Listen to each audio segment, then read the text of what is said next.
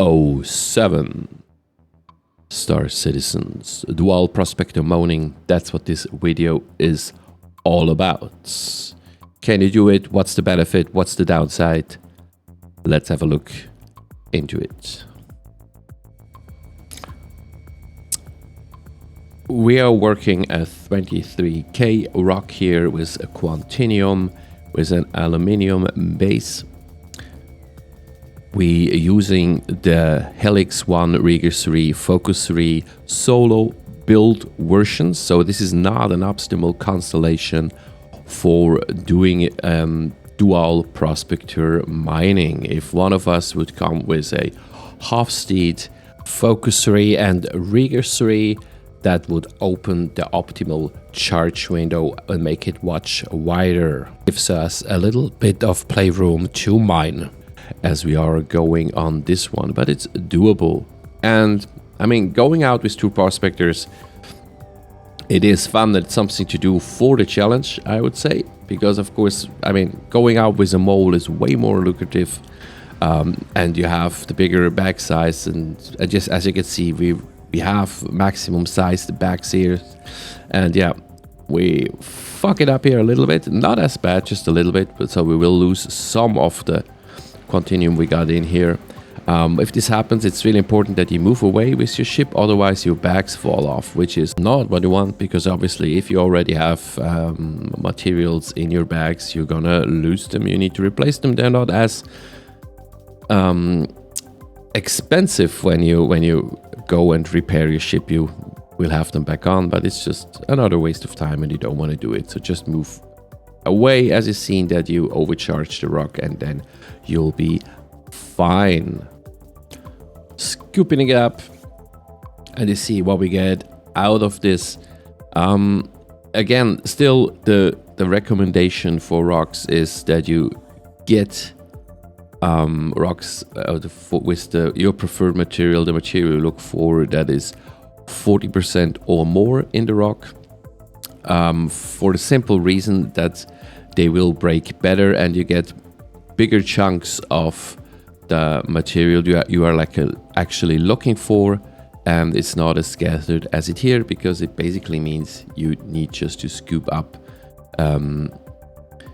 everything and fill up, even if you go then home with a half empty prospector, or with a lot of materials that you won't or not going to process at all, because it's just they're of no use. So we never process any sing below tier 1 materials, just because it's not even worth.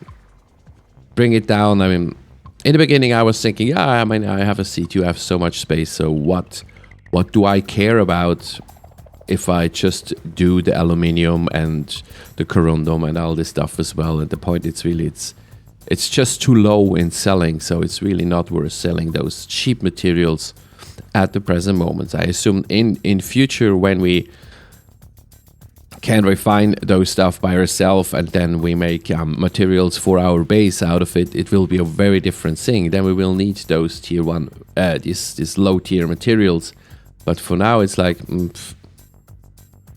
no reason, literally no reason. Okay, another one. This is a 19K rock tungsten base, which makes it way more difficult to crack, as tungsten has the highest density. Again, with a support prospector, you might be very different with a Half-Steed Focus FTLR loadout. But we can do it. We just on the edge, and what we in particular need to do it here is to think about how we are regulating things. So you see, it was blasted over way too much. We are moving out away from it to let it calm itself down, cool down, and we're waiting. We're coming in as soon as possible, start to mine again, so the field will not be dropping off too fast. So this is here really fingertip play what is needed here, and I mean, again, that's for the challenge. And I cannot emphasize it enough. This game is, well, I recommend to keep on considering it. You're not playing it only to grind money. There is more you can do. And this is the pure, simple enjoyment of what you're doing. You're doing these things for the sake of doing them. So what you see now is the classical. You turn your mining laser on and off. And another thing that is really helpful for regulating with a prospector is moving closer and away from the rock, because the intensity that the healing adds up to as you get closer into the danger zone, which you can see on the top left, is quite powerful. So, and as it is, for what kind of ship it is, quite nimble and responsive, you can move quite well with it. Okay, we almost blew it here again. Because it is a really difficult rock to do. Just, again, look at the resistance of what we got here.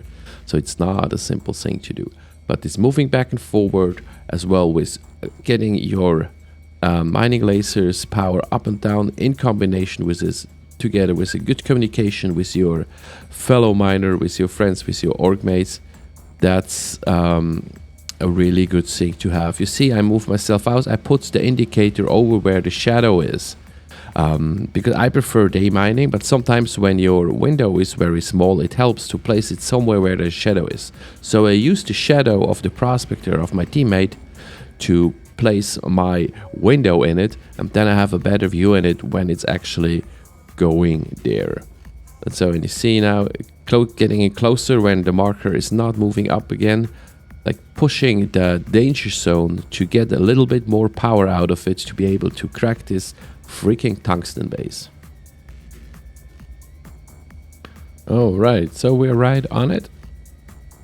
Going closer, pushing the things, and we're good. Yes, we have a little bit we lost here, but it was still quite a good scoop we could make.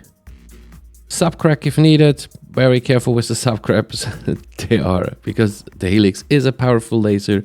That's why, again, bringing a support prospector with you instead of 2 solo prospectors makes a lot of sense. We just couldn't be bothered. We will just do it that way because it works as well. Because it was more of experimenting than actually a thing, because it's for the fun. As we are doing it, because it's fun. It still makes good money. I mean, you come out with 250,000 with a good run after this, and that's for almost, that was quite for each of us that had quite a good amount of gold in our bags when we came back from this run. So it makes a difference, okay? So the main difference why running this together as a prospector, because you need to search less for rocks, because you have just 5,000 more mass, or almost up to 10,000 more mass you can take. As I said, together we could take this 23k rock, which definitely makes a difference, because they have usually a lot more materials in the bigger rocks than in the smaller, which is perfectly fine. It's a prospector, so it's not an industrial mining ship.